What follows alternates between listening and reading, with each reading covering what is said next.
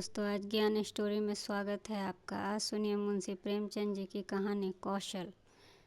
पंडित बालक राम शास्त्री की धर्मपत्नी माया को बहुत दिनों से एक हार की लालसा थी। वह सैकड़ों बार ही पंडित जी से उसके लिए आग्रह कर चुकी थी, किंतु पंडित जी हिला हवाला करते रहते थे। यह तो साफ साफ न कहते थे कि मेरे पास रुपए नहीं हैं। इससे उनके पराक्रम में बट्टा लगता था। तर्कनाओं की शरण लिया करते थे। कहते थे गहनों से कुछ लाभ नहीं होता। एक तो धातु अच्छी नहीं मिलती, उस पर सोनार रुपए के आठ आठ आने कर देता है। और सबसे बड़ी बात यह है कि घर में गहने रखना चोरों को न्योता देता है। घड़ी भर श्रृंगार के लिए इतनी विपत्ति सिर पर लेना मूर्खों का काम ही है। बस बेचारी माया तर्कशास्त्र में न पढ़ी थी। इन युक्तियों के सामने निरुत्तर हो जाती। पड़ोसियों को देख देख कर उसका जी ललचाया करता था, परंतु वह अपना दुख किससे कहे। यदि पंडित जी से ज़्यादा मेहनत करने के योग्य होते तो यह मुश्किल आसान हो जाती। पर वे आलसी जीव थे। अधिकांश समय भोजन और विश्राम में ही व्यतीत किया करते थे। पत्नी जी की कटुतियाँ सुननी मंजूर थी, लेकिन निद्रा की मात्रा में कमी न कर सकते थे। एक दिन पंडित जी पाठशाला से आए तो देखा कि माया के गले में सोने का हार बिराज रहा है। हार की चमक से उसकी मुख ज्योति चमक उठी थी। उन्होंने इसे कभी इतनी सुंदर न समझा था। पूछा, यह हार किसका है? माया बोली, पड़ोस में जो बाबूजी रहते हैं उन्हीं की स्त्री का है। आज उनसे मिलने गई थी। यह हार देखा, मुझे बहुत पसंद आया। तुम्हें दिखाने के लिए मैं पहनकर चली आई। बस ऐसा ही एक हार मुझे भी बनवा दो। पंडित जी दूसरे की Hey चीज there, thrill seeker. Are you ready to turn up the heat on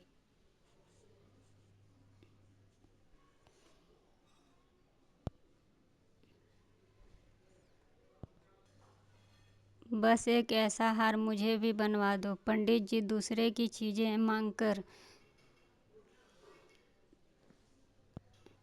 नाहक ही तुम ले आती हो। कहीं चोरी हो जाए तो हार बनवाना ही पड़े, ऊपर से बदनामी भी हो जाए।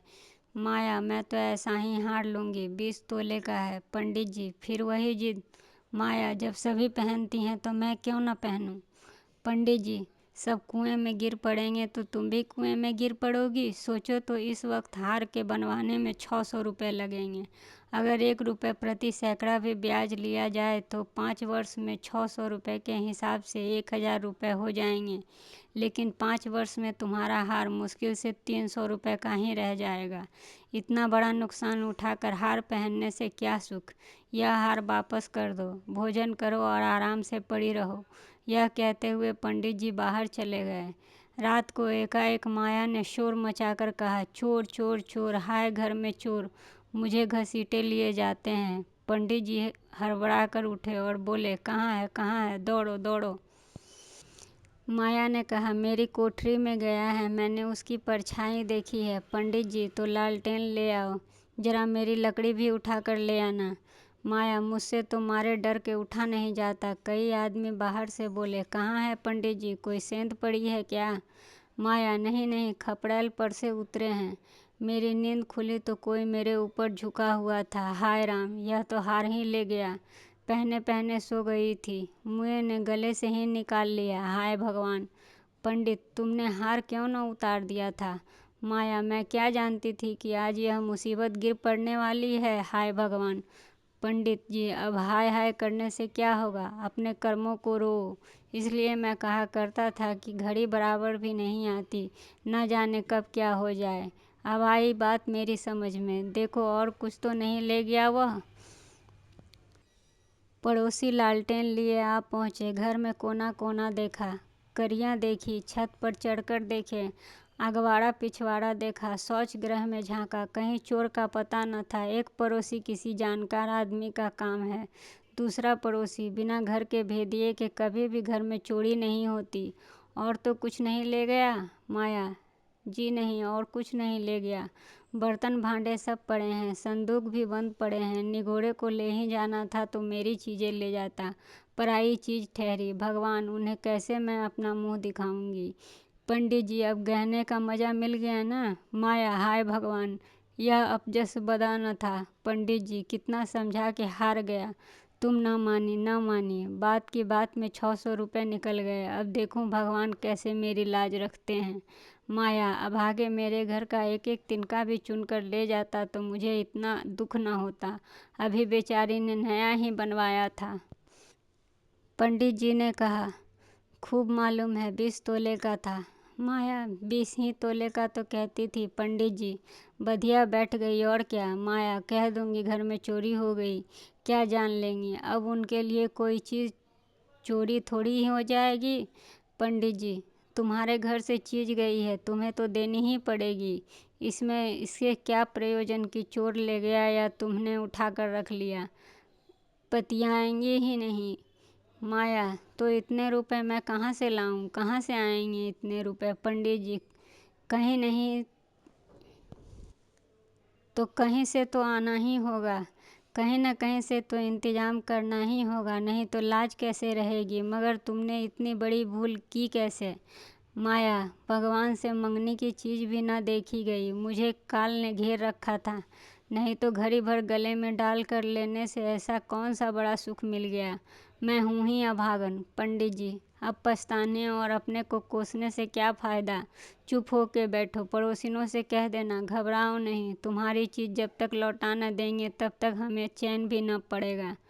पंडित बालक राम को अब नित्य ही चिंता रहने लगी कि किस तरह हार बने। यूँ अगर टाट उलट देते तो कोई बात न थी, पड़ोसिनों को संतोष करना पड़ता, ब्राह्मण से डांट कौन लेता। किंतु पंडित जी ब्राह्मणत्व के गौरव को इतने सस्ते दामों में न बेचना चाहते थे।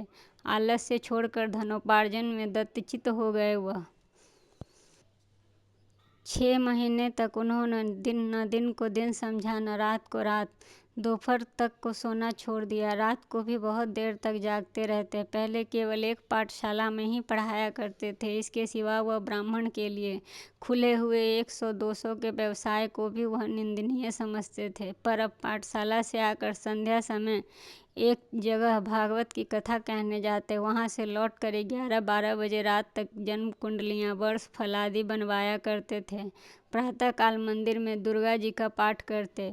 माया पंडित जी का अध्यवसाय देख देख कर कभी कभी पछताती कि कहाँ से मैंने यह विपत्ति सिर पर ले ली।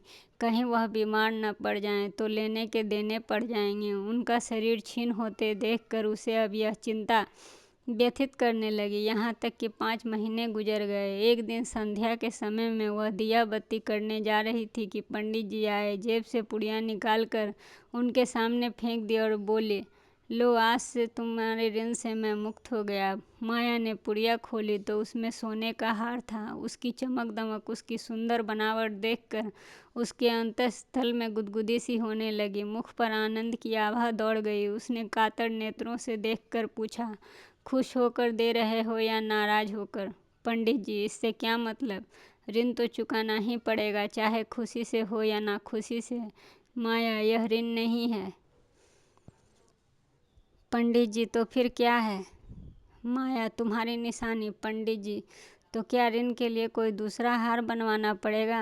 माया, नहीं, वह हार चोरी हो ही नहीं सकता था। ना चोरी गया, मैंने झूठ मूठ ही शोर मचाया था। पंडित जी, सच में। हाँ, सच कहती हूँ। पंडित जी, मेरी कसम। माया, तुम्हारे चरण छूकर मैं कहती हूँ यह झूठ है। पंडित जी, तो तुमने मुझसे कौशल किया था। माया, हाँ।